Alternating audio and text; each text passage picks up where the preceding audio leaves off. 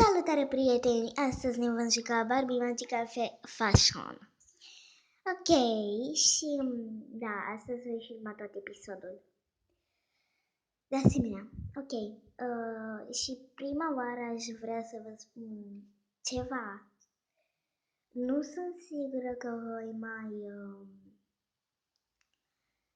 că voi mai posta prea des, că a început școala, desigur, dar totuși o să fac eforturi pentru voi. Haideți să începem.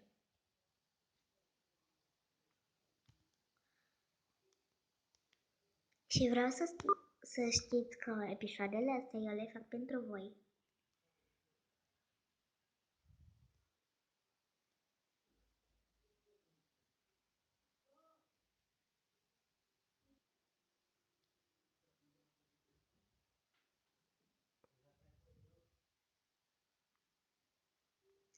Ok?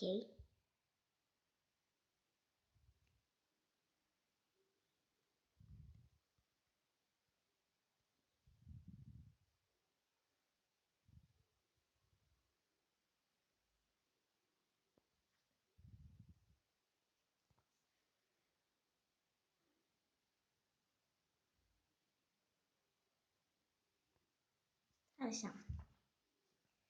Și să vedem ce s-a întâmplat. Ups, stați puțin. Stați puțin, mi se blochează.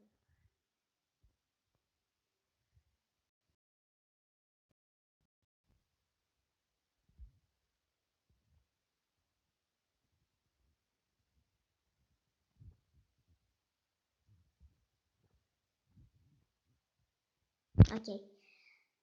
Trecem la fata asta. Și să vedem ce cadou va avea. Eu cred că va avea o mărgea de la colier, nu știu, așa presupun, pentru că m-am mai jucat jocul ăsta și da, după cum v-am spus, știu cadourile. Aha, basta. Basta. Ok, și m-am gândit să fac mov. O fac pe mov. Roz închis, mov închis și mov deschis și roz normal.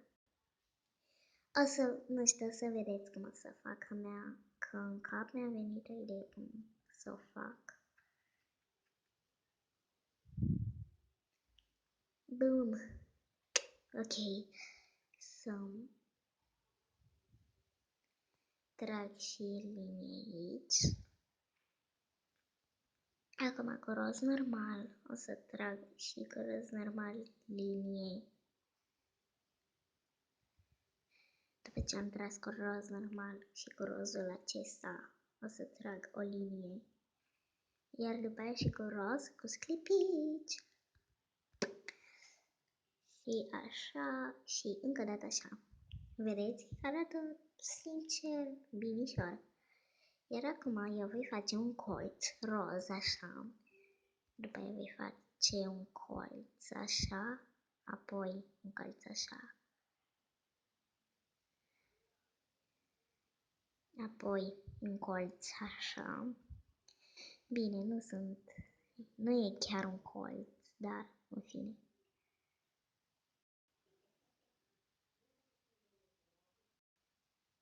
Ok, mi s-a blocat.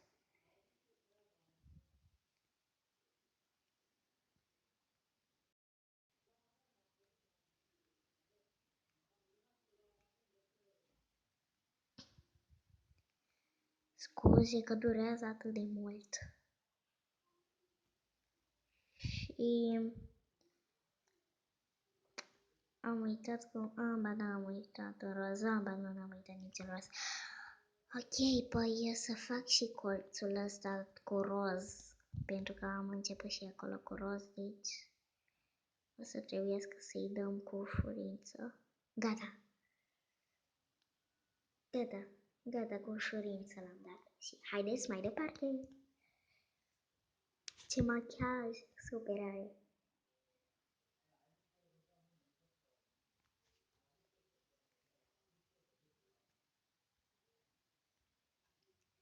Ok, prieteni, știu că a durat 5 minute, dar mai am puțin și termin. Ok, super! De ce sună așa? Și acum o să fac culorile de la machiaj. Și după cum știți, am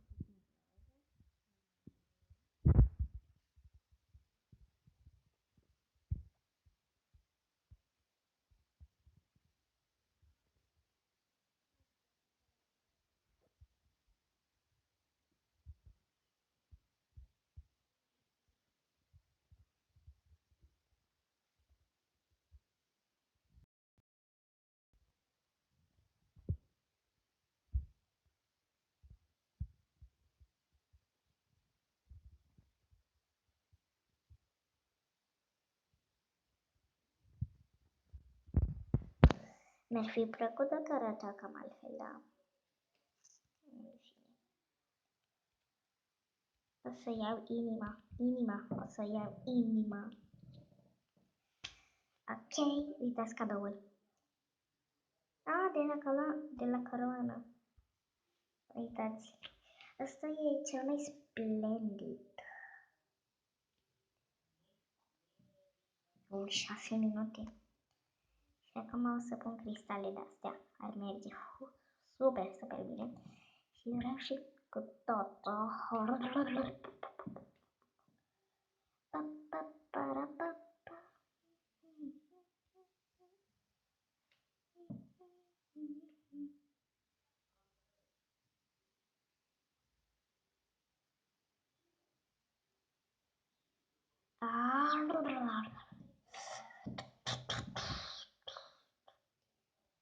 Fie.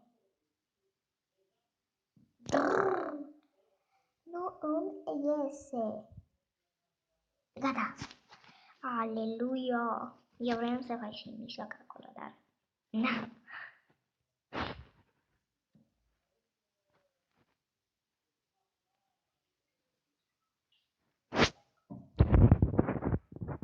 Ok, asta primele casele. Asta nu e evident.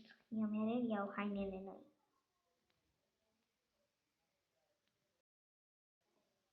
Ca să dureze așa de multe minute, am dat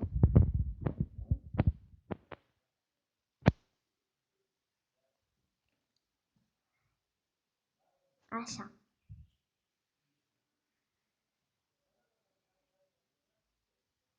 Bine.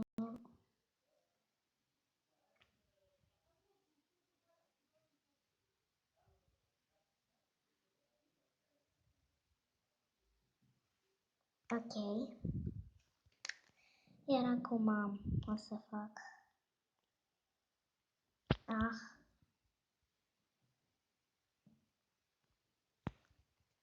Evident, fundalul o să-l fac așa. Și nu o să scriu Pati. Bine, poate o să scriu, nu știu, poate.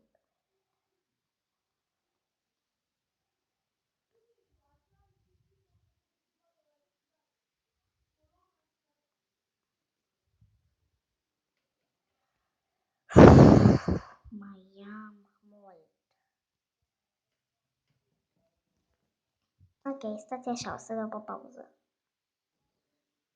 Gata, după cum vedeți am scris Pati și ca să nu greșesc eu l-am scris cu Y. Mai departe.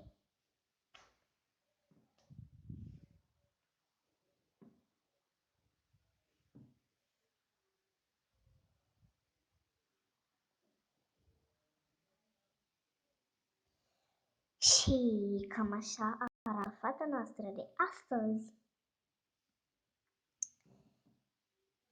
Și da, o să vă spun după ceva.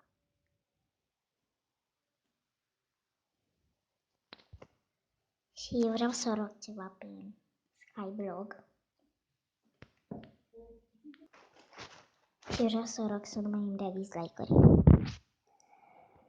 Ok, și cam asta a fost tot. Mulțumesc că m-ați urmărit, nu uitați să apăsați butonul de like, abonați-vă la canalul meu și ne vedem data viitoare. Pa!